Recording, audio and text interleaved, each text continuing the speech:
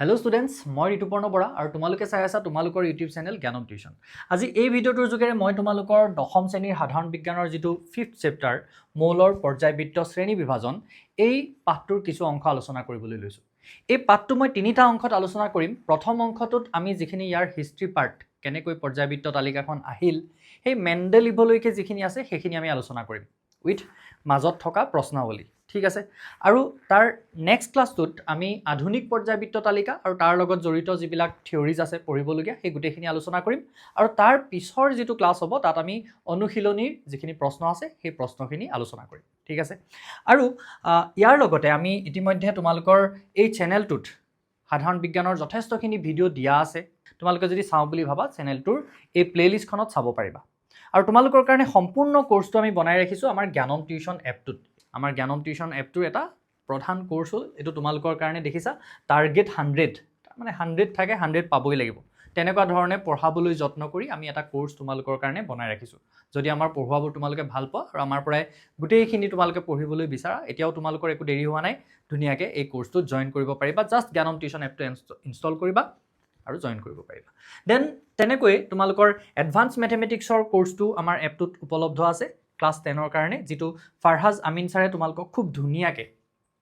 ধুনীয়াকৈ মানে মেথছ ভাল লাগি যোৱাকৈ, মেথছৰ দিৱানা বনি যোৱাকৈ পঢ়াই থৈছে। গতিকে তোমালোকে সেই কোৰ্চটো চাব পাৰা। তাৰ লগতে জেনেৰেল ইংলিছৰ যিটো তোমালোকৰ কোৰ্চ হয়,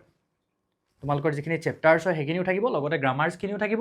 খুব ধুনীয়াকৈ পঢ়াইছে। তোমালোকে ইউটিউবত দুটামান ডেম' ক্লাছ চালেই গম পাবা যে ছাৰে কেনেকৈ পঢ়ায়। চ' এই কোৰ্চটো তোমালোকে চাব পাৰা। আৰু তাৰ লগতে এইটো হ'ল তোমালোকৰ QR কোড,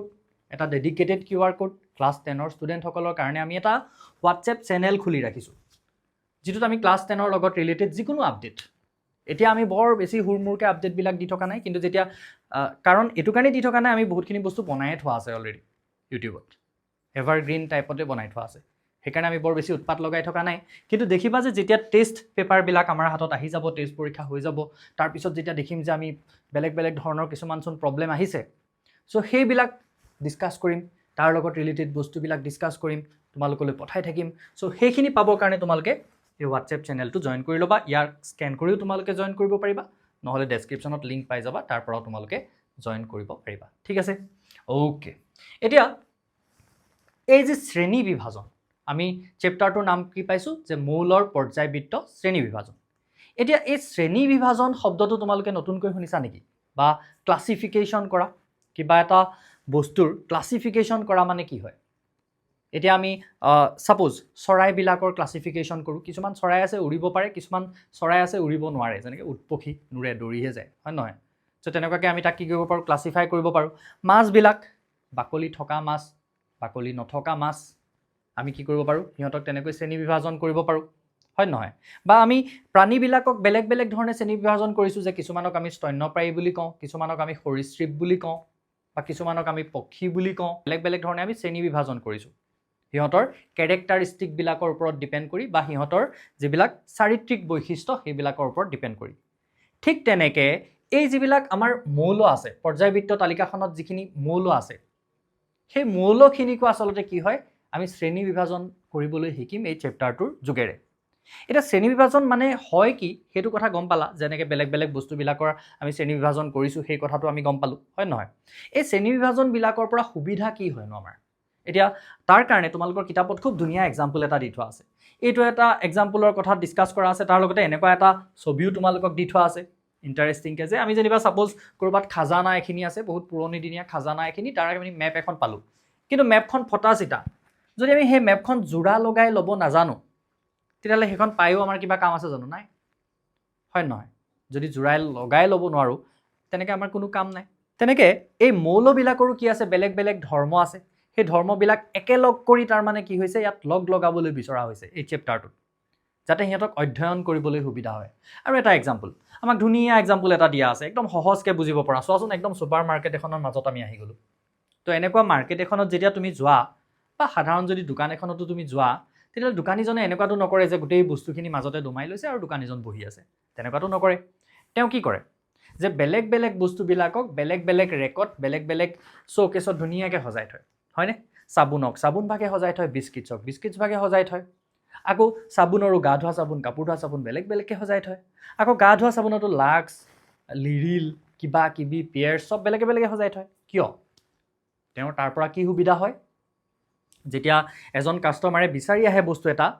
দিবৰ কাৰণে সুবিধা হয় সহজে হয় নহয় সো তেনেকৈ বস্তুবিলাকক যেতিয়া ক্লাছিফাই কৰি থোৱা থাকে শ্ৰেণী বিভাজন কৰি থোৱা থাকে ভাগ ভাগকৈ নিৰ্দিষ্ট একেধৰণৰ বস্তুবিলাকক একেলগে ৰখা থাকে তেতিয়াহ'লে কি হয় সিহঁতক অধ্যয়ন কৰিবলৈ সুবিধা হয় এতিয়া আমি মৌলবিলাকক তেনেকুৱা একেধৰণৰ মৌলবিলাকক একেলগে ৰাখিবলৈ যত্ন কৰাৰ কাৰণটো কি হ'ব যে সিহঁতক তেতিয়া আমাৰ অধ্যয়ন কৰিবলৈ সুবিধা হ'ব এতিয়া প্ৰাচীন কালত বা প্ৰথমতে মৌলবিলাকক কেৱল দুটা ভাগত ভাগ কৰিব পৰা হৈছিল ধাতু আৰু অধাতু তাৰপিছত আমি তাৰো কিছুমান পিছত আৰু ভাগ পাম আমি এতিয়া পঢ়িম লাহে লাহে ঠিক আছে সো এতিয়া ধাতু আৰু অধাতু সেই ধাতু আৰু অধাতুতেই ধাতৱীয়তানো কেনেকৈ বাঢ়ি যায় কোনফালৰ পৰা কোনফালে বাঢ়ি যায় কোনটোতকৈ কোনটোৰ ধাতৱীয়তা বেছি হয় বা ক্ৰমান্বয়ে আমি সজাব পাৰোঁ নেকি ধাতৱীয়তাৰ ঊৰ্ধ্বক্ৰমত বা অধক্ৰমত সো তেনেকুৱা ধৰণৰ তাৰমানে কিছুমান চেষ্টা চলিছিল হয়নে সো প্ৰথমতে আমি সেই মৌলৰ পৰ্যায়বৃত্ত শ্ৰেণী বিভাজনলৈ যাওঁতে প্ৰথমতে আমি জানি ল'ব লাগিব যে মৌল মানেনো হয় কি হয়নে মৌল মানে হয় কিনো এই যে হাইড্ৰজেন অক্সিজেন নাইট্ৰজেন এই যে এটা এটাকৈ আমি যে এইখিনি যে আমি ক্লাছ 9ত আমি মুখস্থ কৰিবলৈ পাইছিলোঁ আমাক এটমিক নাম্বাৰ মুখস্থ কৰিবলৈ দিছিলে লগতে এটমিক মাছবিলাক সিহঁতৰ পাৰমাণৱিক ভৰবিলাক মুখস্থ কৰিবলৈ কৈছিলে ছাৰহঁতে হয়নে সো সেইবিলাকে কি হয় এটা এটা এলিমেণ্ট এটা এটা মৌল এই মৌল শব্দটো কিহৰ পৰা আহিছে গম পাইছানে বা এলিমেণ্ট শব্দটো কিহৰ পৰা আহিছে এলিমেণ্টেৰী শুনিছানে এলিমেণ্টেৰী এতিয়া এলিমেণ্টেৰী এডুকেশ্যন বুলি ক'লে আমি কি বুজি পাওঁ প্ৰাথমিক শিক্ষা তেনেকৈ এই যিবিলাক আমি যেতিয়া কৈছোঁ মৌল তাৰমানে মৌলিক একেবাৰে মৌলিক অৱস্থাটো পদাৰ্থ এটাৰ একেবাৰে মৌলিক অৱস্থাটো সো তেনেকুৱা ধৰণৰ ডেফিনিশ্যন এটা কিয় দিয়া হৈছিল কাৰণ আমাৰ যিখিনি এই পৰ্যায়বৃত্ত তালিকাখনত আছে যিখিনি পৰ্যায়বৃত্ত তালিকাখনত মৌল আছে সেই মৌলবিলাকক তাৰমানে সেই প্ৰথম অৱস্থাত এটাৰ পৰা আনটোক আমি বনাব নোৱাৰোঁ মানে মই কি বুজাবলৈ বিচাৰিছোঁ যে ছাপোজ মই যদি অক্সিজেন এটা লৈ ল'লোঁ আৰু যদি নাইট্ৰজেন অক্সিজেন এইবিলাকক যদি আমি চাওঁ একদম চিম্পলকৈ কথাটো মই ক'বলৈ বিচাৰিছোঁ আমি যদি চাওঁ যে ছাপোজ হাইড্ৰজেন আছে আমাৰ ওচৰত নাইট্ৰজেন আছে অক্সিজেন আছে ক্লৰিন আছে কাৰ্বন আছে ধেৰ আমি গম পাইছোঁ ধেৰ আছে কিবা কিবি হয়নে সো ইহঁতক মৌলিক বুলি প্ৰথমতে ক'ব বিচৰাৰ কাৰণটো কি যে ইহঁতক আমি এটাৰ পৰা আনটোক বনাব নোৱাৰোঁ ইহঁতৰ এই দুটা লগ লগাই আহি আমি বেলেগ কিবা এটাক বনাব নোৱাৰোঁ বা কোনোবা এটাক ভাঙি তাৰ পৰা আমি বেলেগ দুটা বনাবও নোৱাৰোঁ বুজিছানে কথাটো তাৰমানে এই অক্সিজেনৰ লগত ক্লৰিন কাৰ্বন নাইট্ৰজেন বা যিকোনো এটা মৌলৰ কোনো সম্পৰ্ক নাই আমি যিকোনো এটাৰ পৰা একো কৰি বিক্ৰিয়া কৰি কিবা কৰি আমি ইয়াক বনাব নোৱাৰোঁ সি এটা মৌলিক সিয়ে হয় আৰু বা ইয়াক আমি ভাঙিও কি কৰিব নোৱাৰোঁ বেলেগ কোনোবা এটাক আমি বনাব নোৱাৰোঁ এই যে বেলেগ কোনোবা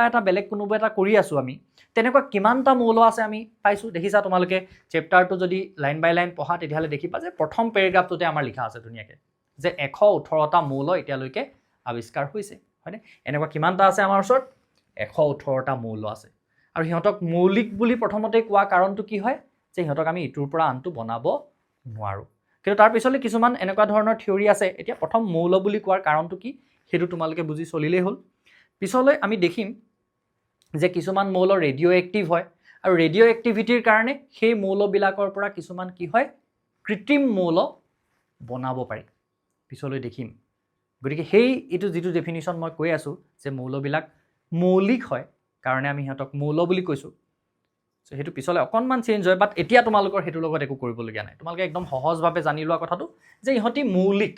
পদাৰ্থৰ একেবাৰে মৌলিক অৱস্থা সেইকাৰণে ইহঁতক আমি কি বুলি কৈ আছোঁ মৌল বুলি কৈ আছোঁ এনেকুৱা কিমানটা থাকে বুলি আমি গম পালোঁ যে এনেকুৱা 118টা টোটেল থাকে আৰু সেই 118টাৰ ভিতৰত 94টা নেচাৰেল মানে কি প্ৰাকৃতিকভাৱে পোৱা যায় সিহঁতক প্ৰকৃতিত পোৱা যায় বুজিছা সিহঁতক আমি বনাবলগীয়া নহয় আৰু তাৰ বাদে বাকী যিকেইটা আছে সেইকেইটা কি হয় তাৰমানে লেবৰেটৰীত বনাইছে দে আৰ মেন মেড সিহঁতক মানুহে বনাইছে কিছুমান ৰেডিঅ' এক্টিভ ৰিয়েকশ্যন কৰি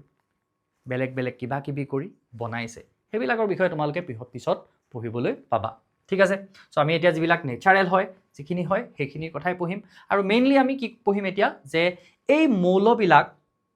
মৌলবিলাকক আমি শ্ৰেণী বিভাজননো কেনেকৈ কৰা হ'ল সেই কথাখিনি আমি পঢ়িম ঠিক আছে সো গম পালো যে শ্ৰেণী বিভাজন মানে হয় কি আমি সেই কথাটো ধুনীয়াকৈ গম পালো এইখিনিৰ পৰা এতিয়া কথাটো হ'ল যে সেই শ্ৰেণী বিভাজন কৰিবলৈ চেষ্টা প্ৰথমতে কোনে কৰিছিল এতিয়া যেতিয়া এই মৌলবিলাকৰ শ্ৰেণী বিভাজনৰ কথাটো আহি গ'ল তেতিয়া লগে লগে কি হৈ গ'ল বেলেগ বেলেগ সাইন্টিষ্টে যত্ন কৰিলে যে পাৰো নেকি মই কৰিব এতিয়া আমি এনেকুৱা কেনেকুৱা হৈ গ'লো এতিয়া ষ্টুডেণ্ট হিচাপে যে যিখিনি আমাৰ কিতাপত দিয়া আছে সেইখিনি পঢ়ি যেনে তেনে পৰীক্ষাত লিখি দিব পাৰিলেই হ'ল আৰু কিন্তু সেই 1800 শতিকা 19 শতিকাৰ যিখিনি মানুহ আছিল 1900 শতিকাৰ সেইখিনি মানুহখিনি তেনেকুৱা নাছিল তাৰমানে দেখিছানে একদম অনুসন্ধিৎসু মানে আমি একচুৱেলি ষ্টুডেণ্ট তেনেকুৱাই হ'ব লাগে জানিবলৈ মন যায় এইটো মই কৰোঁচোন চবে কৰাৰ আগত কেনেবাকৈ কৰিব পাৰোঁ নেকি আমাৰ এতিয়া এনেকুৱা হৈছে চব উলিয়াই থৈ গৈছে আমি পঢ়িবহে লাগে হয় নহয় তাতো যদি আমি ফেইলাৰ হওঁ বহুত ডাঙৰ কথা হ'ব খুব ভালকৈ মন দিব লাগিব খুব ভালদৰে কথাখিনি বুজিব লাগিব ঠিক আছে চ' প্ৰথমতে কামটো কোনে কৰিছিলে ডবাৰেইনাৰ ৱল্ফগেং ডবাৰেইনাৰ জোহান ৱল্ফগেং ডবাৰেইনাৰ এই সাইণ্টিষ্টজনৰ কমপ্লিট নামটো ঠিক আছে চ' আমি এওঁলোকক অকণমান চিনি পোৱাটো জৰুৰী যেনেকৈ আমি নিউটনক চিনি পাওঁ যেনেকৈ আমি আইনষ্টাইনক চিনি পাওঁ এতিয়া এই আমাৰ ৰসায়ন বিজ্ঞান বা কেমেষ্ট্ৰিৰ আটাইতকৈ এটা মূল্যৱান আৱিষ্কাৰ বুলি ক'ব পাৰা এই পিৰিয়ডিক টেবুলখন বুজিছানে কাৰণ এই পিৰিয়ডিক টেবুলখনতে আমাৰ এই কেমেষ্ট্ৰিৰ বা ৰসায়ন বিজ্ঞানৰ গোটেই সম্পত্তিখিনি নাই জানো সেই মৌলখিনিক লৈয়েতো গোটেই ৰসায়ন বিজ্ঞানখন সিহঁতি কেনেকৈ লগ লাগে কেনেকৈ কি কৰে কেনেকৈ বেলেগ বেলেগ ষ্ট্ৰাকচাৰ ফৰ্ম কৰে সেই গোটেইবিলাকেই আমি একচুৱেলি ক'ত পঢ়ি থাকোঁ কেমেষ্ট্ৰিত পঢ়ি থাকোঁ হয়নে চ' গোটেই সম্পত্তিখিনি সেইখিনি গতিকে এটা বহুত ডাঙৰ অনবদ্য আৱিষ্কাৰ এই আমাৰ যিটো পৰ্যায়বৃত্ত তালিকা সেই পৰ্যায়বৃত্ত তালিকাখন গতিকে সেই তালিকাখন বনাবলৈ যাওঁতে কোনে কোনে কেনেকুৱা ধৰণৰ প্ৰচেষ্টা কৰিছিল সেইখিনি আমি জনাটো প্ৰয়োজন তোমালোকে দেখিবা যে এইবিলাক প্ৰত্যেকটো আমি পঢ়িম পঢ়াৰ পিছত আমি গম পাম যে এইটো নচলিলে তাৰপিছত আকৌ কোনোবাই কিবা এটা উলিয়ালে কিন্তু তথাপিতো আমি তেওঁলোকৰ বিষয়ে পঢ়িছোঁ ঠিক আছে পঢ়িব লাগিব আমি জানিব লাগিব কাৰণ এওঁলোকে কিবা এটা প্ৰচেষ্টা কৰিলে কাৰণে আহি আজি আমি আজিৰ পৰ্যায়টোত উপনীত হৈছোঁ হয়নে চ' অ'কে আমি ইণ্টাৰেষ্ট লগাকৈ পঢ়িব লাগিব বস্তুবিলাক একদম ধুনীয়াকৈ বুজিব লাগিব ঠিক আছে চ' ডবাৰেইনাৰে প্ৰথম ট্ৰাই কৰিছিলে ডবাৰেইনাৰৰ সময়লৈকে বহুখিনি মৌল আৱিষ্কাৰ হৈছিলে কিন্তু ডবাৰেইনাৰে কি কৰিব পাৰিছিলে এনেকৈ 9টা মৌলকহে এৰেঞ্জ কৰিব পাৰিছিলে দেখিছানে এই যিখন ডবাৰেইনাৰ ট্ৰায়াড বুলি যে কৈছোঁ এই ট্ৰায়াড বুলি কেলে কোৱা হয় তাত তিনিটা মৌল আমি কি কৰিছোঁ এটা এনেকুৱা কলমত এৰেঞ্জ কৰিছোঁ দেখিছানে আমি কৰা নাই কোনে কৰিছিলে ডবাৰেইনাৰে কৰিছিলে এটা এনেকুৱা কলমত কি কৰিছিলে 1 2 3 তিনিটাকৈ মৌল এৰেঞ্জ কৰিছিলে সেইকাৰণে সিহঁতক ট্ৰায়াড বুলি কোৱা হয় ডবাৰেইনাৰ্ছ ট্ৰায়াড হ'ল চ' এনেকৈ ট্ৰায়াড হিচাপে বনাওঁতে তেওঁ কিমানটা ট্ৰায়াড বনাব পাৰিলে 3টা ট্ৰায়াড বনাব পাৰিলে হ'ল এতিয়া মেইন কথাটো হ'ল এই ট্ৰায়াডটো বনাইছিলে কিহৰ ভিত্তিত তেওঁৰ যুক্তিটো কি আছিল কিবা এটাতো যুক্তি থাকিব লাগিব হয় নহয় তেতিয়ালৈকে প্ৰায় 30টা মান মৌল আৱিষ্কাৰ হৈ গৈছিলে কিন্তু এৰেঞ্জ কেইটা কৰিব পাৰিলে মাত্ৰ 9টা গতিকে সেইটোতো প্ৰচলন কৰাটো সম্ভৱেই নহয় সেইখন একচেপ্ট কৰি ল'বলগীয়াটোতো কোনো সম্ভৱেই নহয় কিন্তু তেওঁৰ যুক্তিটো কি আছিলে যে এনেকৈ যেতিয়া এৰেঞ্জ কৰিছোঁ এনেকৈ এৰেঞ্জ কৰোঁতে কি হৈছে এই একেবাৰে ওপৰত থকাটো আৰু এই একেবাৰে তলত থকাটো এই দুইটাৰ এটমিক মাছ বা পাৰমাণৱিক ভৰ একেটাই বস্তু এবাৰ মই অসমীয়াত কৈছোঁ এবাৰ মই ইংলিছত কৈছোঁ বাছ কথা এইটোৱে চ' এই যি পাৰমাণৱিক ভৰ এই ওপৰৰটো আৰু তলৰটোৰ পাৰমাণৱিক ভৰৰ যদি আমি গড় মানটো উলিয়াই দিওঁ সেই গড় মানটো এই মাজত থকাটোৰ এপ্ৰক্সিমেটলি ইকুৱেল বা ৰাফলি ইকুৱেল বুলি তেওঁ কৈছিলে একজেক্টলি ইকুৱেলো নহয় আকৌ ৰাফলিহে ইকুৱেল দেই একজেক্টলি ইকুৱেল হোৱাহেঁতেনো কিবা এটা ভাবিব পাৰি ৰাফলি ইকুৱেল তেনেকৈ মই ইয়াত দেখাই দিছোঁ তোমালোকে ভিজিবল হৈ আছে ধুনীয়াকৈ চাব পাৰা যে লিথিয়ামৰ এটমিক মাছ হ'ল 6.94 আৰু পটেছিয়ামৰ হ'ল 39.10 একচুৱেলি আৰু যেতিয়া সিহঁতৰ আমি এভাৰেজ উলিয়াই দিওঁ এভাৰেজ উলিয়ালে কি ওলায় এইটো 23.02 ওলায় 23.02 যিটো এপ্ৰক্সিমেটলি বা ৰাফলি equal to the atomic mass of sodium তাৰমানে এই মাজৰটোৰ এটমিক মাছৰ প্ৰায় সমান বা ৰাফলি সমান হয় তেওঁৰ ধাৰণাটো তেওঁৰ থিয়ৰিটোৱে কি কৈছিলে যে এই যে মই কলমকেইটা বনাইছোঁ তাৰ ওপৰত থকাটো আৰু তলত থকাটো দুইটাৰে মাছৰ যদি আমি এভাৰেজটো উলিয়াই দিওঁ গড়টো উলিয়াই দিওঁ বা ভৰৰ গড়টো যদি উলিয়াই দিওঁ পাৰমাণৱিক ভৰৰ তেতিয়াহ'লে তাত কি ওলাব সেই মাজত যিটো আছে তাৰ ভৰৰ প্ৰায় সমান ওলাব ৰাফলি সমান ওলাব ঠিক আছে সো সেইটোৱে আছিল তেওঁৰ ধাৰণা এতিয়া মেইন কথাটো হ'ল কি এই থিওৰিটো চলিল নে নচলিল কাৰণ যিমানখিনি আৱিষ্কাৰ হৈছিলে গোটেইখিনিকটো এৰেঞ্জ কৰিব নোৱাৰিলেই মাত্ৰ তিনিটাহে ট্ৰায়াড বনাব পাৰিলে সো সেইটোৱে হ'ল তাৰ বিফলতা যে ডবাৰেইনাৰে এইটোৱে হ'ল তাৰ সীমাবদ্ধতা আমি বিফলতা বুলিও নকওঁ আমি কি বুলি কওঁ সীমাবদ্ধতা আমি সন্মানজনকভাৱে কওঁ তাৰমানে কথাটো কওঁতে বুজিছানে কাৰণ তেওঁলোক মহান হয় বহুত সেইখিনি পথটো দেখুৱাই থৈ গ'ল আমাক সো ডবাৰেইনাৰে সেই সময়লৈকে জ্ঞাত হোৱা মৌলবোৰৰ মাজৰ পৰা মাত্ৰ তিনিটা ট্ৰায়াডহে চিনাক্ত কৰিব পাৰিছিল এইটোৱে হ'ল কি ডবাৰেইনাৰৰ ট্ৰায়াডৰ সীমাবদ্ধতা সেইখিনি আমি জানিব লাগিব ঠিক আছে সো নেক্সট ইয়াৰ পিছত কোনে চেষ্টা কৰিলে ইয়াৰ পিছত চেষ্টা কৰিলে নিউলেন্স নামৰ এজন সাইন্টিস্টে নিউলেন্সৰ মিউজিকৰ প্ৰতি চাগে ইণ্টাৰেষ্ট আছিল বুজিছানে নিউলেন্সৰ চাগে মিউজিকৰ প্ৰতি ইণ্টাৰেষ্ট আছিল আৰু সেই কথাটো আমি কেনেকৈ গম পালোঁ নিউলেন্সে কি কৰিলে নিউলেন্সে তেওঁৰ সময়লৈকে যিখিনি মৌল আৱিষ্কাৰ হৈছিলে নিউলেন্সে তেওঁৰ সময়লৈকে আৱিষ্কাৰ হোৱা মৌলখিনিক পাৰমাণৱিক ভৰৰ উৰ্ধক্ৰমত সজাইছিলে পাৰমাণৱিক ভৰৰ উৰ্ধক্ৰমত সজোৱা মানে কি যে পাৰমাণৱিক ভৰৰ বৰ্ধিত ক্ৰমত সজাইছিলে একেবাৰে কম পাৰমাণৱিক ভৰ থকাটোৰ পৰা সজাই গৈ আছিলে এৰেঞ্জ কৰি গৈ আছিলে আৰু সেই এৰেঞ্জ কৰোঁতে তেওঁ কি লক্ষ্য কৰিছিল তেওঁ লক্ষ্য কৰিছিল যে আমাৰ যে মিউজিকত যে আমি গাওঁ এনেকৈ কি গাওঁ ক্লাছিকেল মিউজিক শিকিবলৈ গ'লে প্ৰথমতে সা ৰে গা মা পা ধা নি কিমান নম্বৰ হ'ল 1 2 3 4 5 6 7 আকৌ তাৰপিছত আমি কি গাওঁ সাটো ক'ত আছে 1 নম্বৰ নহয় জানো তাৰমানে আকৌ 8 নম্বৰত কি ঘূৰি আহিলে এই 1 নম্বৰটোৱে ঘূৰি আহিলে সা দেখিছানে সো তেওঁ এইটো লক্ষ্য কৰিছিলে যে মৌলবিলাকক যেতিয়া তেনেকৈ এৰেঞ্জ কৰা যাব কেনেকৈ এৰেঞ্জ কৰা যাব পাৰমাণৱিক ভৰৰ ঊৰ্ধ্বক্ৰমত যেতিয়া এৰেঞ্জ কৰা যায় বা বৰ্ধিত ক্ৰমত যেতিয়া এনেকৈ সজোৱা যায় তেতিয়াহ'লে কি হয় প্ৰত্যেক 8 নম্বৰত কি আহে এই প্ৰথম মৌলটোৰ যিটো ধৰ্ম সেইটো কি হৈ যায় তাত ৰিপিট হয় বা পুনৰাবৃত্তি হয়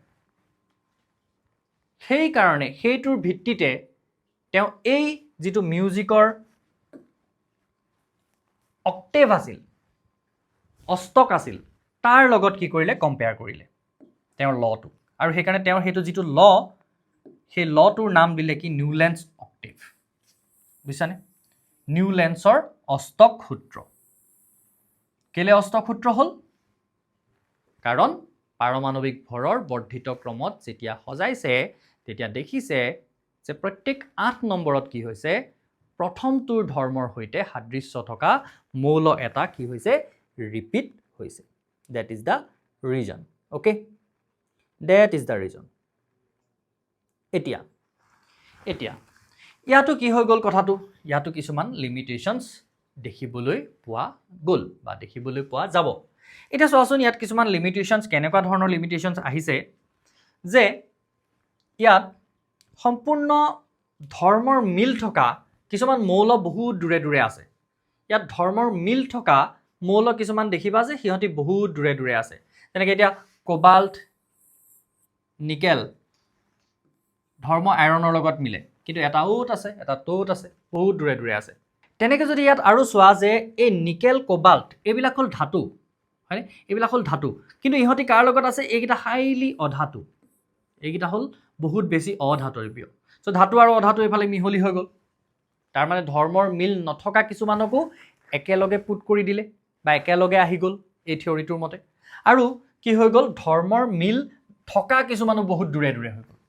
সো এইটো এটা ডাঙৰ কি আহি গ'ল ইয়াৰ ডিসএডভান্টেজ লগতে আমি কি দেখিছোঁ যে একেটা জেগাতে দুটা তাৰ মানে কেনেবাকৈ হৈ যাওক বুলি আৰু চলি যাওক এখনে বুলি কি কৰা হৈছিলে তাত অকণমান চিটিং চলিছিলে তাৰমানে সো এইবিলাকেই হ'ল কি এই নিউলেন্সৰ যি অষ্টক সূত্ৰ আছিল এই অষ্টক সূত্ৰৰ লিমিটেশন সো ইয়াতো কিছুমান আমাৰ লিমিটেশনস আছিল মই ধুনীয়াকৈ ইয়াত লিমিটেশনস কিটা লিখি দিছোঁ চাই লোৱা যে অষ্টক সূত্ৰটো কেৱল ক্যালসিয়াম পৰ্যন্তহে প্ৰযোজ্য হৈছিল তেতিয়ালৈকে যিমানখিনি মৌল আৱিষ্কাৰ হৈছিল 56টা মৌল সেই 56টা গোটেইখিনি মৌলৰ ওপৰত এই পৰ্যায়বৃত্ত তালিকাখন তেওঁ বনোৱাখন এপ্লাই কৰিব পৰা যোৱা নাছিল কেৱল কেলছিয়াম পৰ্যন্তহে কি হৈছিল চলিছিল দেন কেলছিয়ামৰ পাছত অষ্টম মৌল একোটাৰ ধৰ্মবোৰ প্ৰথমটোৰ দৰে একেধৰণৰ নাছিল পিছৰখিনি এৰেঞ্জ কৰিছে যদিও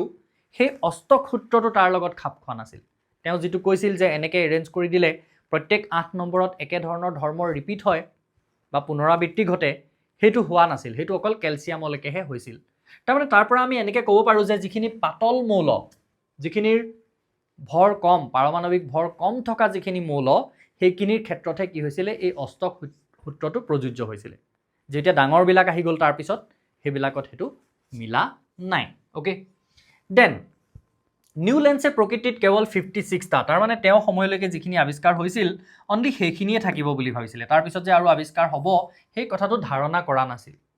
আৰু যেতিয়া সেই পিছত বেলেগ বেলেগ মৌলবিলাক আৱিষ্কাৰ হ'ল তেতিয়া তাৰ মানে কি হৈ গ'ল এই নিউল্যান্ডছে যেটো থিওৰি দিছিল যে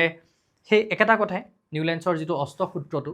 সেইটো তাৰ লগত তাৰ মানে খাপ খোৱা নাছিল সেইটো এটা হ'ল তাৰ লিমিটেশন দেন নিউল্যান্ডছে তেওঁৰ তালিকাখনত মৌলবোৰ সজাওঁতে কেৱল একেটা স্থানতে দুটা মৌলক স্থান দিয়াই নহয় যেটো এই মাত্ৰ আমি আলোচনা কৰিলো যে একেটা স্থানতে দুটা মৌলক স্থান দিছে তাৰোপৰি কি দেখিলো যে ধৰ্মৰ মিল নথকা কিছুমান মৌলকো একেটা স্তম্ভতে অন্তৰ্ভুক্ত কৰিছে ধৰ্মৰ মিল নথকা কিছুমান একেলগত আহি গৈছে আৰু ধৰ্মৰ মিল থকা কিছুমান বহুত দূৰে দূৰে আহি গৈছে সো হেতু এটা তাৰ লিমিটেশন বা সীমাবদ্ধতা ওকে বুজি পালো ধুনিয়াকে সো এইখিনি লৈকে আমি কি দেখি আছো সিমিলাৰিটি যে এই প্ৰথম জনেও কি কৰিছিলে ভিত্তি হিচাপে ব্যৱহাৰ কৰিছিলে পাৰমাণৱিক ভৰ কোনে ডবাৰিনাৰে আৰু নিউল্যান্ডছেও কি ব্যৱহাৰ কৰিছে ভিত্তি হিচাপে ব্যৱহাৰ কৰিছে পাৰমাণৱিক ভৰ নিউল্যান্ডছে কি কৰিছিলে যে পাৰমাণৱিক ভৰৰ বৰ্ধিত ক্ৰমত এফালৰ পৰা সজাই গৈছিলে তেতিয়ালৈকে আৱিষ্কাৰ হোৱাখিনি ডবাৰিনাও কি কৰিছিলে যে যিমান কিটা সজাইছিলে সেই আটাইকেইটাক পাৰমাণৱিক ভৰৰ হিচাপতেইটো সজাইছিলে এনেকুৱা ধৰণে সজাইছিলে যে ওপৰটো আৰু তলৰটোৰ পাৰমাণৱিক ভৰৰ এভাৰেজ যদি উলিয়াই দিয়া যায় গড় উলিয়াই দিয়া যায় তেতিয়াহলে কি হৈ যায় হি মাজৰটোৰ হৈতে অলমোস্ট সমান হয় সো আলটিমেটলি পাৰমাণৱিক ভৰকে ভিত্তি হিচাপে ব্যৱহাৰ কৰিছিল এতিয়া নেক্সট আহিলে কোন এই লিমিটেশনস খিনি অহাৰ পিছত আকৌটো আহি গ'ল কোনোবা এজন কিন্তু তাৰ আগত আহি গ'ল আমাৰ প্ৰশ্নাৱলী পেজ নাম্বাৰ 81 হয়নে সো এটো আমি আলোচনা কৰিব লাগিব সো মেন্ডেলিভ অহাৰ আগত আহি গ'ল আমাৰ প্ৰশ্নাৱলী এটা প্ৰশ্নাৱলীত কি আছে যে নিউল্যান্ডছৰ অষ্টকৰ স্তম্ভবোৰত ডবাৰিনাৰৰ ট্ৰায়াড আছিল নে তুলনা কৰা আৰু বিচাৰি উলিওৱা মই এই চেপ্টাৰটোৰ কমপ্লিটলি ওৱান শটত লাইভত তোমালোকৰ কাৰণে এই গোটেই কোৱেশ্চন আনসাৰখিনি ডিসকাস অলৰেডি কৰি থোৱা আছে এ টু জেড কিন্তু তাৰ পিছতো দেখিছো যে ষ্টুডেন্টৰ বহুতৰ কনফিউজন থাকি যায় সো সেই কাৰণে মই একদম এই তালিকাই হতি তুলি দিছো যে বুজাবলৈ যাতে সুবিধা হয় আৰু ভালকে যাতে তোমালোকে বুজিব আৰু এইবাৰ যাতে আৰু পাহৰি নোযোৱা ঠিক আছে সো ইয়াত প্ৰশ্নটো একদম সিম্পল আমাক সুধিছে যে এই যিখন নিউল্যান্ডছৰ তালিকা ইয়াত কিবা ডবাৰিনাৰ ট্ৰায়াড আছে নেকি চোৱাচোন আছে নে এইটো আছে নে আছে তো প্ৰশ্নটোৰ উত্তৰটো লিখিব পাৰিবানে ভাষাৰ লালিত্য লগাই যে হয় নিউল্যান্ডছৰ তালিকাত ডবাৰিনাৰৰ ট্ৰায়াড আছে য'ত কি মৌল আছে লিথিয়াম সোডিয়াম আৰু পটাছিয়াম ধুনিয়াকৈ লিখিবা ইমানখিনি লাইনটো ফৰ্ম কৰিব পাৰিব লাগিব সেন্টেন্স 10 ৰ ষ্টুডেন্ট হয় নহয় সো এটো পাৰিবা তোমালোকে নেক্সট আহি গ'ল কি আমাৰ যে ডবাৰিনাৰৰ শ্ৰেণী বিভাজনৰ সীমাবদ্ধতাবোৰ কি আছিল ডবাৰিনাৰৰ আমি সীমাবদ্ধতা হেয়াই দেখিলো যে যিমানখিনি মৌল আৱিষ্কাৰ হৈছিল এই গোটেইখিনিক এৰেঞ্জ কৰিব পাৰিলে জানো নোৱাৰিলে মাত্ৰ 3টা ট্ৰায়াড অৰ্থাৎ 9টা মৌলকহে এৰেঞ্জ কৰিব পাৰিলে বাকিখিনি কি হ'ব এতিয়া গতিকে হেতু হ'ল তাৰ সীমাবদ্ধতা যে ডবাৰিনাৰে সেই সময়লৈকে জ্ঞাত হোৱা মৌলবোৰৰ মাজৰ পৰা মাত্ৰ 3টা ট্ৰায়াডহে চিনাক্ত কৰিব পাৰিছিল দেন এই মাত্ৰ আলোচনা কৰিলো আমি নিউল্যান্ডছৰ অষ্টক সূত্ৰৰ সীমাবদ্ধতাবোৰ এইকেইটাই আছিল যে কেলছিয়াম পৰ্যন্তহে অষ্টক সূত্ৰটো প্ৰযোজ্য হ'ল তাৰ পিছৰ মৌলবিলাকৰ ক্ষেত্ৰত অষ্টক সূত্ৰ প্ৰযোজ্য নহল দেন সেইখিনি যিখিনি মৌল তেতিয়ালৈকে আৱিষ্কাৰ হৈছিল তাৰ পিছত আৰু মৌল আৱিষ্কাৰ হ'ব বুলি তেওঁ ভবা নাছিল যেতিয়া আৱিষ্কাৰ হ'ল সেইখিনিৰ ক্ষেত্ৰতো ই প্ৰযোজ্য নহল তাৰ পিছত সজাওতে কি হৈছিল যে একে ধৰ্ম নথকা মৌল কিছুমান একেলগে হৈ গৈছিল আৰু ধৰ্মৰ সাদৃশ্য থকা কিছুমান বহুত দূৰে দূৰে হৈ গৈছিল হেতু এটা তাৰ লিমিটেশন আছিল দেন এতিয়া আমি পঢ়িব লাগিব মেন্ডেলিভৰ পৰ্যায়বৃত্ত তালিকা সো মেন্ডেলিভে কিন্তু কি কৰি থৈ গ'ল বহুত কিবা কিবি কৰি থৈ গ'ল মেন্ডেলিভৰ তালিকাখনতে প্ৰথম আমি পঢ়িম যে সফলতা ইয়াৰ আগৰ যি দুখন পঢ়িলো তাত আমি সফলতা বুলি একো নপঢ়িলো যে আমি ডবাৰিনাৰৰ তালিকাখনৰ পৰানো কি সফলতা হ'ল সেয়াও পঢ়া নাই আমি নিউলেন্সৰ অষ্টসূত্ৰৰ সফলতা বুলি আমি পঢ়িবলৈ পোৱা নাই কিন্তু এই মেণ্ডেলিভৰ তালিকাখনৰ পিছত আমি পঢ়িবলৈ পাম যে মেণ্ডেলিভৰ পৰ্যায়বৃত্ত তালিকাৰ সফলতা তাৰমানে কিছুমান সফল কামো মেণ্ডেলিভে কৰি থৈ গ'ল এতিয়া প্ৰথম কথা হ'ল যে মেণ্ডেলিভেও কিন্তু এই যেতিয়া পৰ্যায়বৃত্ত তালিকাখন বনাইছিল তেওঁৰ পৰ্যায়বৃত্ত তালিকাখন মেণ্ডেলিভেও তেওঁৰ ভিত্তি হিচাপে পাৰমাণৱিক ভৰেই ব্যৱহাৰ হৈছিল আল্টিমেটলি গৈ কিন্তু তেওঁ কামটো কৰোঁতে বেলেগ ধৰণে কৰিছিল ঠিক আছে কামটো কৰোঁতে বেলেগ ধৰণে কৰিছিল এখন ধুনীয়া কিতাপ আছে ইউ কেন উইন বুলি তাৰ এখনৰ সেই কিতাপখনৰ এটা চেণ্টেন্স মনলৈ আহিছে মোৰ যে winners do not do different things they do things differently যিসকল উইনাৰ হয় এই উইনাৰসকলে বেলেগ কাম এটা নকৰে কিন্তু কামটো বেলেগ ধৰণে কৰে হয়নে চ' সেই তেনেকুৱা ধৰণে কি হৈছে এই মেণ্ডেলিভে কামটো অকণমান বেলেগ ধৰণে কৰিছিলে কামটো কেনেকৈ বেলেগ ধৰণে কৰিছিলে যে সেই সময়লৈকে যিখিনি মৌল আৱিষ্কাৰ হৈছিলে XYZ যি মৌল আছিলে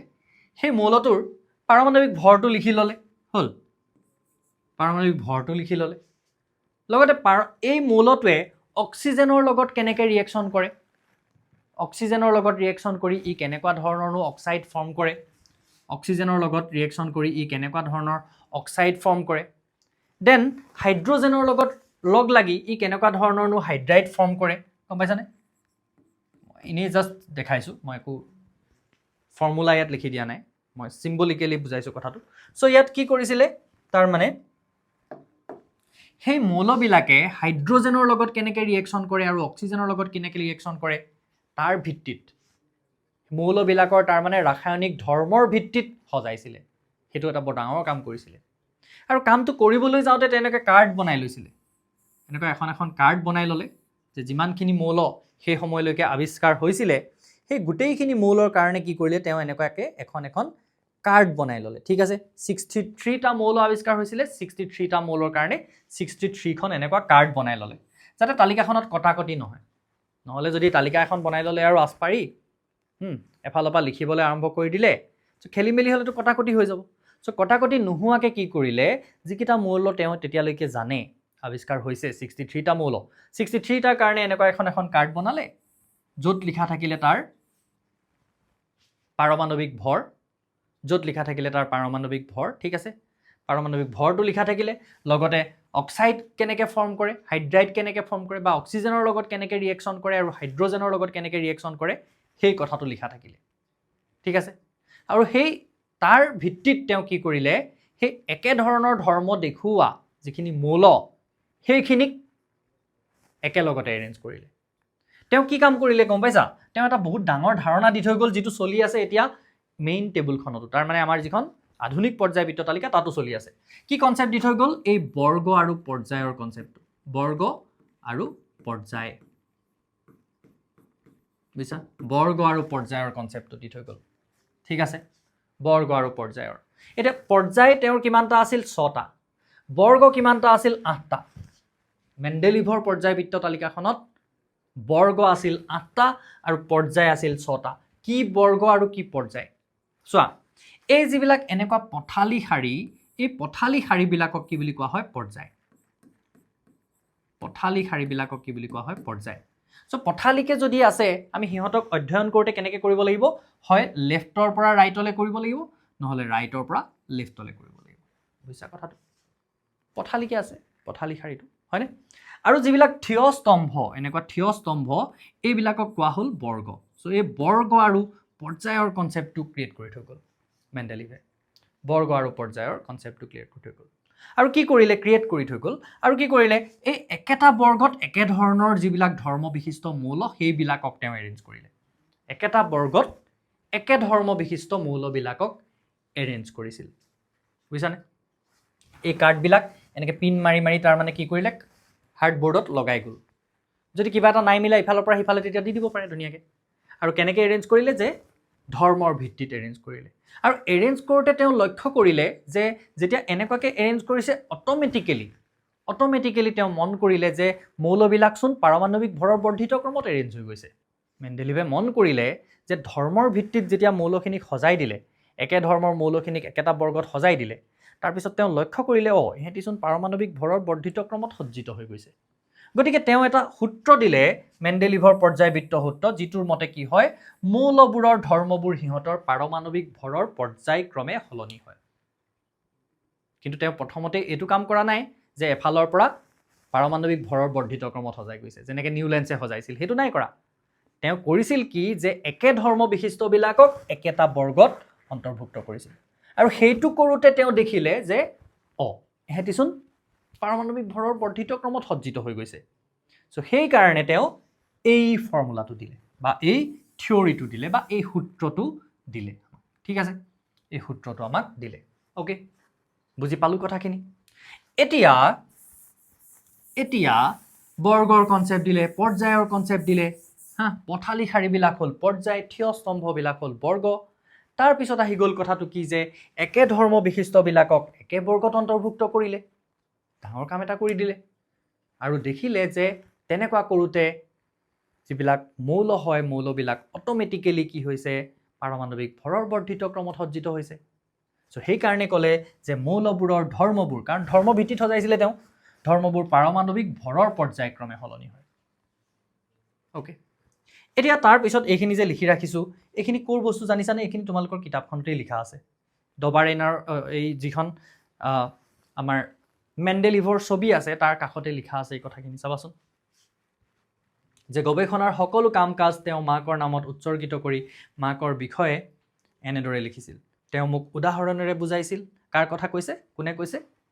মেণ্ডেলিভে মাকৰ কথা কৈছে তেওঁ মোক উদাহৰণেৰে বুজাইছিল সংশোধন কৰিছিল আৰু শেষ সম্বল আৰু শক্তি খৰচ কৰি মোৰ সৈতে বিভিন্ন ঠাই ভ্ৰমণ কৰিছিল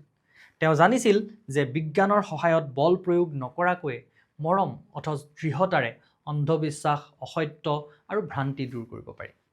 তাৰ মানে সেই সময়ৰ মানুহৰ চিন্তাধাৰাবিলাক কেনেকুৱা আছিল বহুত বেছি অন্ধবিশ্বাস চলিছিল পৃথিৱীখনত হয় নহয় কিন্তু এই মেণ্ডেলিভৰ মাতৃয়ে মানে এই বস্তুটো বিশ্বাস কৰিছিল যে বিজ্ঞানেই হ'ল এনেকুৱা এটা বস্তু যাৰ যোগেৰে কোনো কাজিয়া নকৰাকৈ তাৰ মানে বল প্ৰয়োগ নকৰাকৈ যুদ্ধ বিগ্ৰহ নকৰাকৈ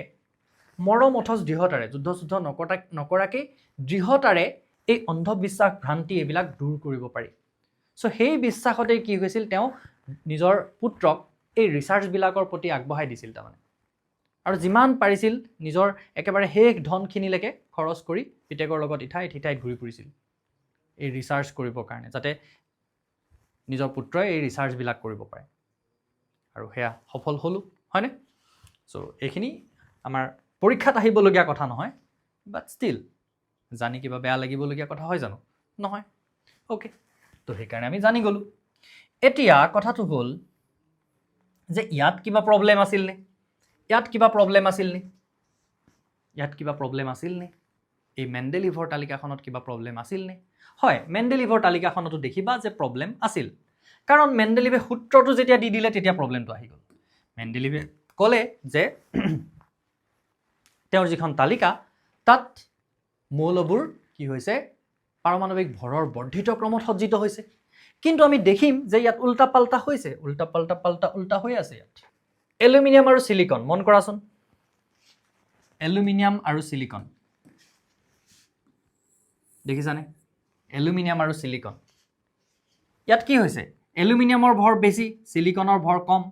তো বেছি থকাটো আগত আহিছে কম থকাটো পিছত আছে অমিল হৈ গ'ল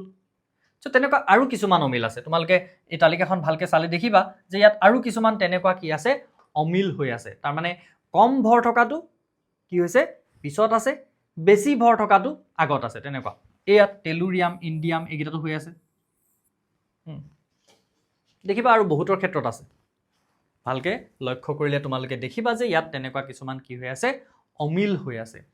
ওকে সো সেইবিলাক হ'ল তাৰ কিছুমান সীমাবদ্ধতা বাৰু সীমাবদ্ধতাখিনিলৈ আহিম তাৰ আগত অলপ শিকি লওঁ ইয়াৰ বিষয়ে ইয়াত যে এই ওপৰত দেখিছা যে R2O RO এইবিলাক কি হয় এই 1 নম্বৰ বৰ্গটোৰ যিখিনি অক্সাইডৰ সংকেত সেই সংকেতখিনিক তাৰমানে কিহে বুজাইছে R2O কাৰণ 1 নম্বৰ বৰ্গত যি মৌল আছে এইবিলাকৰ অক্সাইডৰ সংকেত সব এই ফৰ্মেটটোত থাকিব সাপোজ আমি হাইড্ৰোজেনৰ যদি অক্সাইডটো লিখিবলগীয়া হয় তেতিয়াহ'লে কি হ'ব তাৰমানে H2O আৰৰ জেগাত আমি কি লগাই দিম সেই মৌলটোক লগাই দিলে হৈ গ'ল যদি লিথিয়ামৰ অক্সাইডটো লিখিবলগীয়া হয় আমি কেনেকৈ লিখিম Li2O ছডিয়ামৰ যদি লিখিবলগীয়া হয় আমি কেনেকৈ লিখিম Na2O দেন পটেছিয়ামৰ যদি লিখিবলগীয়া হয় আমি কেনেকৈ লিখিম K2O ৰুবিডিয়ামৰ যদি লিখিবলগীয়া হয় আমি কেনেকৈ লিখিম Rb2O তেনেকৈ চিজিয়ামৰ যদি লিখিবলগীয়া হয় তেনেকৈ কেনেকৈ লিখিম আমি CS2O সো এইটো হ'ল ষ্টেণ্ডাৰ্ড তাৰ ফৰ্মেটটোৰ ওপৰত দি দিছে তাৰমানে এইখিনি দেখিছানে এনেকুৱা ইয়াৰ ওপৰত ভিত্তি কৰি তোমালোকৰ এটা প্ৰশ্নও আছে অলপ পিছতে আমি কৰিম ওকে দেন ইটো যে লিখিছে এইটো কি হয় হাইড্ৰাইডৰ সংকেত R আৰু H লগ লগাই যিটো সংকেত লিখিছে এতিয়া ফৰ এক্সাম্পল এই যিটো সেকেন্ড গ্ৰুপ আছে যিটো দ্বিতীয় বৰ্গ আছে তাৰ হাইড্ৰাইডবিলাকৰ সংকেত কেনেকৈ লিখি থৈছে RH2 তাৰ মানে এই দ্বিতীয় বৰ্গৰ গোটেই হাইড্ৰাইডবিলাকৰ সংকেতে সেই যিটো ফৰ্মেট হেতু ফলো কৰিব সে BE বেৰিলিয়ামৰ কাৰণে আমি লিখিব লাগে সো এটো কি হ'ব BeH2 তেনেকৈ ম্যাগনেছিয়ামৰ কাৰণে লিখিব লাগে আমি MgH2 হ'ব তেনেকৈ ক্যালসিয়ামৰ কাৰণে লিখিব লাগে CaH2 হ'ব সো তেনেকৈ গৈ থাকিব এই গোটেইখিনিৰ কাৰণে সেকেন্ড গ্ৰুপৰ বা প্ৰত্যেকটো গ্ৰুপৰ ওপৰত দেখিছা যে সেই ষ্টেণ্ডাৰ্ড ফৰ্মুলাটো লিখা আছে তাৰ ভিত্তিত আমি কি কৰিব পাৰো হিহঁতৰ অক্সাইডৰ সংকেত লিখিব পাৰো আৰু হিহঁতৰ আমি হাইড্ৰাইডৰ সংকেত লিখিব পাৰো ঠিক আছে ওকে বুজি পালো এতিয়া আমি সফলতা বিফলতাৰ কথালৈ আহিম এটা কথা হ'ল কি সফলতাবোৰ কি আছিল যে মেণ্ডেলিভে পৰ্যায়বৃত্ত তালিকাখনত একে ধৰণৰ ধৰ্ম প্ৰদৰ্শন কৰা মৌলবোৰক একেটা বৰ্গত অন্তৰ্ভুক্ত কৰিছিল হেতু আছিল তেওঁৰ সফলতা একেটা বৰ্গত অন্তৰ্ভুক্ত যে কৰি দিলে ধৰ্মৰ ভিত্তিত হেতু আছিল এটা ডাঙৰ সফলতা দেন কি হ'ল যে মেণ্ডেলিভে আৱিষ্কাৰ নোহোৱা মৌল কিছুমানৰ অৱস্থিতিৰ বিষয়ে ভৱিষ্যতবাণী কৰিছিল মেণ্ডেলিভে কি কৰিছিলে যিখিনি কিছুমান মৌল আৱিষ্কাৰ হোৱা নাই সো সেই মৌলবিলাক যেতিয়া আৱিষ্কাৰ হোৱা নাই যেতিয়া কিবা এটা ধৰ্ম মিলা নাই যেনিবা সো সেই জায়গাখিনি তেওঁ খালি কৰি ৰাখি থৈ গৈছিল তাৰমানে এতিয়া সাপোজ এই বোৰনৰ পিছতে এইখিনিত এটা খালি জায়গা আছিল এইখিনিত খালি জায়গা আছিল গম পাইছানে গেলিয়াম আৰু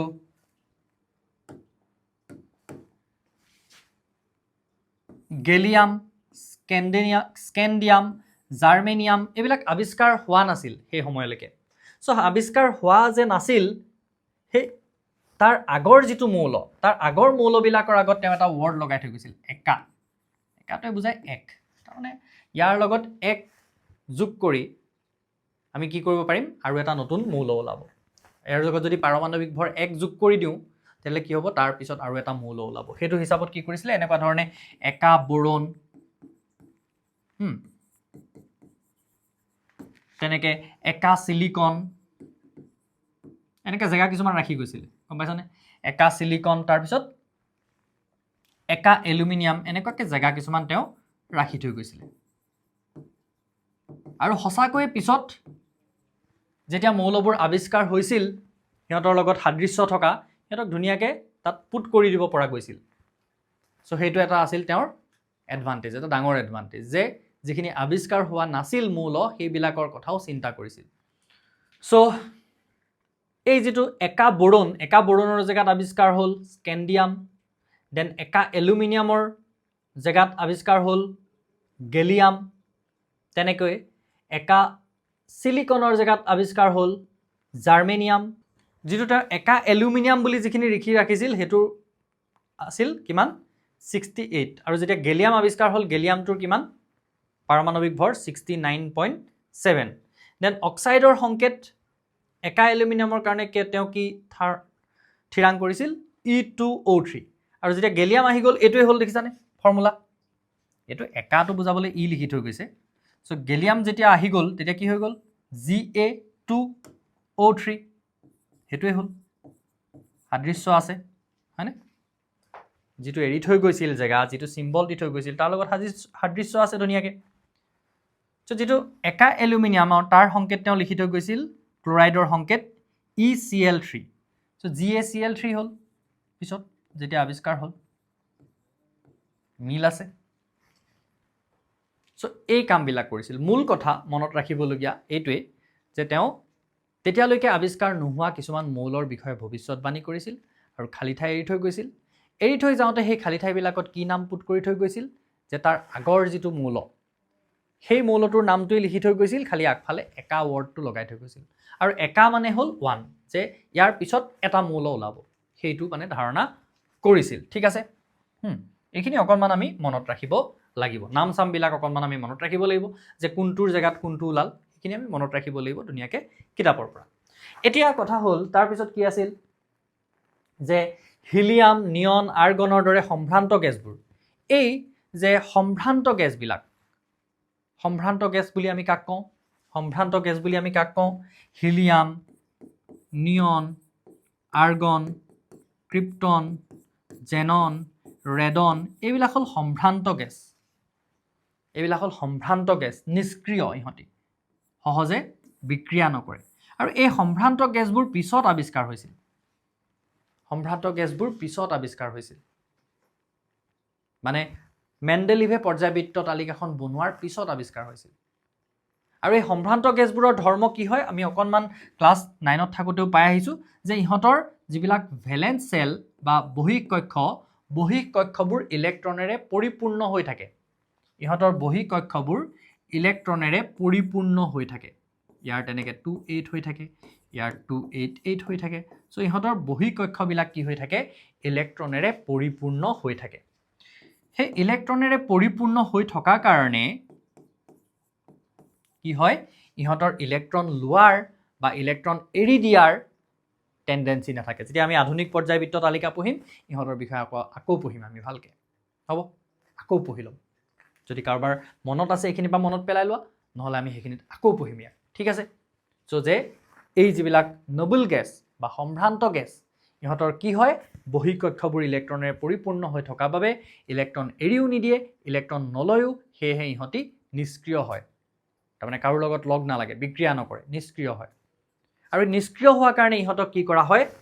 এটা গ্ৰুপত একেলগে পুট কৰি দিব পাৰি। চ' পৰ্যায়বৃত্ত তালিকা যিখন মেণ্ডেলিভে বনাই থৈ গৈছিল, সেইখনক কোনো ডিষ্টাৰ্ব নকৰাকৈ তাৰমানে কি কৰিব পৰা গ'ল, ইহঁতক এটা নতুন বৰ্গত অন্তৰ্ভুক্ত কৰিব পৰা গ'ল। সেইটো এটা কি হয়, মেণ্ডেলিভৰ পৰ্যায়বৃত্ত তালিকাৰ এটা সফলতা। চ' প্ৰথম আমি সফলতা পঢ়িলোঁ, দেখিলানে? সফলতাৰ মুখ কোনে দেখুৱালে আমাক? মেণ্ডেলিভে দেখুৱালে। ঠিক আছে, চ' এতিয়া মেণ্ডেলিভৰো কিন্তু শ্ৰেণী বিভাজনৰ সীমাবদ্ধতা আছিল। কি কি সীমাবদ্ধতা আছিল? যে মেণ্ডেলিভে পৰ্যায়বৃত্ত তালিকাখনত হাইড্ৰজেনক নিৰ্দিষ্ট স্থান দিব পৰা নাযায়। কেলৈ নিৰ্দিষ্ট স্থান দিব পৰা নাযায় জানানে? হাইড্ৰজেনটোৱে যিখিনি অতি ধাতৱীয় মৌল, যেনেকৈ লিথিয়াম, ছ'ডিয়াম, পটেছিয়াম, এইবিলাকৰ লগত এটা সাদৃশ্য দেখুৱায়। কি সাদৃশ্য দেখুৱায়? যে ইহঁতৰ যদি আমি ইলেক্ট্ৰনিক কনফিগাৰেশ্যন লিখোঁ, ইয়াৰ ইলেক্ট্ৰনিক কনফিগাৰেশ্যন 2,1 হয়, ইয়াৰ 2,8,1 হয়, ইয়াৰ 2,8,8,1 হয়। তাৰমানে ইহঁতৰ বহিঃ কক্ষত যেনেকৈ এটা ইলেক্ট্ৰন থাকে, তেনেকৈ হাইড্ৰজেনৰো যদি আমি ইলেক্ট্ৰনিক কনফিগাৰেশ্যনটো লিখোঁ, তাৰো অকল এটা ইলেক্ট্ৰনেই থাকে, এটাই কক্ষ, এটাই ইলেক্ট্ৰন। চ' বহিঃ কক্ষত এটা ইলেক্ট্ৰন থকা একেটাই কথা, হয় নহয়? চ' সেই ফালৰ পৰা আমি কি দেখিলোঁ, যে ইহঁতৰ নিচিনা ধৰ্ম দেখুৱায়। আকৌ তেনেকৈ যেনেকৈ ফ্ল'ৰিন, ক্ল'ৰিন, ব্ৰমিন, এইবিলাকে এটা ইলেক্ট্ৰন পালেই কমপ্লিট হৈ যায়। ইহঁতৰ ইলেক্ট্ৰনিক কনফিগাৰেশ্যন কি আছিল? এইটো 2,7, এইটো 2,8,7, এইটো তেনেকৈ তোমাৰ 2,8,8,7 হ'ব, বুজিছা? চ' ইহঁতৰ 7,7 হোৱাৰ কাৰণে কি হয়, ইহঁতি এটা ইলেক্ট্ৰন পালেই কমপ্লিট হৈ যায়, আৰু এটা কমপ্লিট দি দিলে কি হৈ যাব, ইহঁতৰ কক্ষটো কমপ্লিট হৈ যাব। তেনেকৈ হাইড্ৰজেনৰো যিহেতু এটাই কক্ষ থাকে, এটা ইলেক্ট্ৰন থাকে। আমি জানো যে ফাৰ্ষ্ট চেলটোত মেক্সিমাম ইলেক্ট্ৰন কেইটা সোমাব পাৰে? 2টা। যদি কোনোবাই পাহৰি গৈছা, এয়াও আমি আকৌ পঢ়িম আধুনিক পৰ্যায়বৃত্ত তালিকা পঢ়োঁতে। ঠিক আছে, এই কথাটো যদি কোনোবাই পাহৰি গৈছা, বৰবাৰী যিটো থিয়ৰী আছিল, 2n² ফৰ্মুলা আমি ব্যৱহাৰ কৰিব লাগে। আমি জানো যে প্ৰথম কক্ষটোত কেইটা ইলেক্ট্ৰন সোমাব পাৰে? মেক্সিমাম 2টা। সেইকাৰণে ইয়াত চবতে দেখিছানে 2, প্ৰথমটোত 2 লিখিছোঁ, 2 2তকৈ বেছি আমি প্ৰথমটোত লিখিব নোৱাৰোঁ। ছেকেণ্ডটোত কিমানটা সোমাব পাৰে? মেক্সিমাম 8টা, হয়নে? চ' ছেকেণ্ডবিলাকত চবতে 8 লিখিছোঁ, দেখিছানে? য'ত য'ত ছেকেণ্ড চেল আছে আমি 8, মেক্সিমাম 8 লিখিছোঁ, বুজিছা? যদি কোনোবাই পাহৰিছা, নেক্সট ক্লাছত ধুনীয়াকৈ বুজি পাই যাবা, একদম চিন্তা নকৰিবা। চ' কি হৈ গ'ল, দেখিলোঁ যে হাইড্ৰজেনে এইবিলাকৰ নিচিনাকৈ কি হৈ যায়, এটা ইলেক্ট্ৰন পালেই তাৰ কক্ষ কমপ্লিট হৈ যায়। চ' সেই ফালৰ পৰা ইহঁতৰ লগত মিলে, এই ফালৰ পৰা ইহঁতৰ লগত মিলে, সেইকাৰণে কি কৰিব পৰা নাছিল, হাইড্ৰজেনক এটা নিৰ্দিষ্ট স্থান দিব পৰা নাছিল। চ' সেইটো এটা লিমিটেশ্যন তাৰ হৈ গ'ল। দেন সমস্থানিকবোৰৰ আৱিষ্কাৰে মেণ্ডেলিভৰ পৰ্যায়বৃত্ত সূত্ৰৰ প্ৰতি এক প্ৰত্যাহ্বান সৃষ্টি কৰিছিল আমি যে পাইছিলোঁ যে ক্লৰিনৰ দুটা সমস্থানিক আছে এটা হ'ল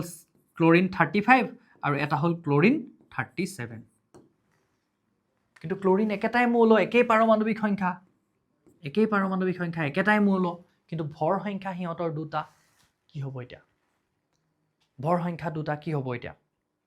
বা হাইড্ৰজেনৰ ক্ষেত্ৰত আমি দেখিছিলোঁ প্ৰটিয়াম ডিউটেৰিয়াম ট্ৰিটিয়ামৰ কথা আমি যেতিয়া পাইছিলোঁ ক্লাছ 9ত থাকোঁতে হয়নে যে হাইড্ৰজেনৰ তিনিটা সমস্থানিক থাকে সমস্থানিক মানে কি যাৰ পাৰমাণৱিক সংখ্যা একেই কিন্তু পাৰমাণৱিক ভৰ বেলেগ হয় সো ইহঁতি যে একেটাই মৌল হয় আল্টিমেটলি যে ইহঁতৰ এক্সিষ্টেন্স কিমান এক্সিষ্ট কৰে তাৰ পাৰ্চেণ্টেজ উলিয়াই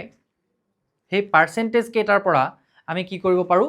সিহঁতৰ গড় উলিয়াই আল্টিমেটলি সিহঁতৰ এটা ভৰ উলিয়াই ল'ব পাৰোঁ আৰু ক্লৰিন এটাই এলিমেণ্ট বুলি আমি তাক প্ৰকাশ কৰিব পাৰোঁ সেই ধাৰণাটো তেতিয়ালৈকে অহা নাছিল যেটো ক্লাছ 9ত তোমালোকে পাইছিলা যে ক্লৰিন 35 যেটো C35 এটো থাকে 75% আৰু Cl যেটো 37 হয় এটো থাকে 25% গমাইছানে সো তাৰ পৰা যে আমি ক্যালকুলেশন কৰি ক্লাছ 9ত উলিয়াবলৈ শিকিছিলোঁ যে দুইটাৰ পৰা আল্টিমেটলি কি কৰো উলাই গে যে ক্লৰিনৰ যেটো এটমিক মাস হেতু 35.5 হয় সো ক্লৰিনক আল্টিমেটলি আমি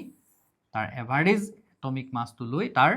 যিবিলাক আইসোটোপ আছে বা সমস্থানিক আছে সিহঁতৰ এভাৰেজ মাসটোক লৈ আমি কি কৰো তাক এটা এলিমেন্ট বা এটা মৌল বুলিয়ে কনসিডাৰ কৰি চলো সেই বস্তুটো তেতিয়ালৈকে তাৰ মানে আৱিষ্কাৰ হোৱা নাছিল সেই ধাৰণাটো তেতিয়ালৈকে অহা নাছিল সো এনেকৈ একেটা মৌল যেতিয়া বেলেগ বেলেগ ভৰ থকা পাই গৈছিলে হেতুক লৈ কি হৈছিলে কনফিউজনৰ সৃষ্টি হৈছিলে একদম সিম্পল কে মনত ৰাখা যদি 9ৰ এইটো বস্তু পাহৰি গৈছা কোনোবাই একদম সিম্পল কে মনত ৰাখা যে আমি এনেকুৱা কিছুমান সমস্থানিক পাইছিলো হয়নে এইটো কিন্তু মনত আছে চাগে মানখিনি মনত ৰাখিব লাগিব হাই হয়নে পঢ়ি আহিছো হে জাস্ট সমস্থানিক মানে কি যে একেই পাৰমাণৱিক সংখ্যা কিন্তু বেলেগ বেলেগ সিহঁতৰ ভৰ সংখ্যা হয়নে এটা হাইড্ৰজেনে যদি এনেকে তিনটা আমি কি পাৰমাণৱিক যিখন টেবুল বনাইছো তাত তিনটা হাইড্ৰজেন বহাম নেকি নবহাও আমি কি কৰিছো ইহঁতৰ এভাৰেজটো উলিয়াই আল্টিমেটলি সিহঁতক এটা মৌল বুলি কনসিডাৰ কৰি পিছলে আমি বহুৱাইছো কিন্তু মেণ্ডেলিভৰ সময়লৈকে সেই বস্তুটোৰ কনফিউজনটো দূৰ হোৱা নাছিল দেন তাৰ পিছত কি আহি গল যে এটা মৌলৰ পৰা পাছৰটো মৌল লৈ যাওঁতে পাৰমাণৱিক ভৰৰ বৃদ্ধি সুষমভাৱে ঘটা নাছিল এই সুষমভাৱে নঘটাৰ এক্সাম্পলটো মই দেখালোই হয়নে সুষমভাৱে যে সব ঘটা নাই তাৰটো এক্সাম্পল মই দেখালোই দুটা এটা হয়নে ইয়াত দেখিলো আমি যে সিলিকনতকে আগত এলুমিনিয়াম আছে কিন্তু এলুমিনিয়ামৰ ভৰ বেছি সিলিকনতকে সো বেছি ভৰ থকাটো আগত আহিছে কম ভৰ থকাটো কি হৈ গৈছে পিছ পৰি গৈছে সো তেনেকুৱা ধৰণৰ কিছুমান কথা ইয়াত হোৱা দেখা গৈছে সো হেতু হল তাৰ এটা কি সীমাবদ্ধতা ওকে সীমাবদ্ধতা আৰু তোমালোকে এটা কথা জানি থোৱা যে এই যিখিনি আমি সীমাবদ্ধতাৰ কথা পঢ়িছো মেণ্ডেলিভৰ পৰ্যায়বৃত্ত তালিকাৰ কথা পঢ়িছো এইখিনি আমাৰ 10 লৈকে আৰু তাৰ পিছত আৰু এইখিনি আমাক তেনেবাকে দৰকাৰ নহয় এইখিনি আমি জানিব লাগে হিষ্ট্ৰী কেনেকেনো হল আমাৰ পৰ্যায়বৃত্ত তালিকাখন এইখিনি পিছত তোমালোকক নালাগে মানে একেবাৰেই নালাগে সো এইখিনি বহুত বেছি মুখস্থ কৰি থাকিবলগীয়া সব কথা মনত ৰাখিবলগীয়া আমাৰ নাই যিখিনি আমাক সোধে আমি সেইখিনি মনত ৰাখিলে এই পাৰ্টটোৰ পৰা হৈ যাব আমাক বুজিছানে যে এইখিনিৰ পৰা আমি তেনেকুৱাকে একদম বহুত কিবা কনসেপ্ট লৈ যাবলগীয়া নাই আমাক পিছলৈকে কামত অহাকে আকৌ পিছলৈ লাগিব যদি কেতিয়াবা তুমি গৈ টিচাৰ হোৱাকে আকৌ কাবাক পঢ়াবলগীয়া হয় তেতিয়াহে প্ৰয়োজন হ'ব এইখিনি একদম সত্য কথা এইটো বাৰু এটা মৌলৰ পৰা ওকে সুষমভাৱে ঘটা নাছিল কাৰণে কিমানটা মৌল আৱিষ্কাৰ হ'ব সেই খালি জেগাটোত হেতু সঠিকভাৱে কোৱাটো কি নহৈছিল পসিবল নহৈছিল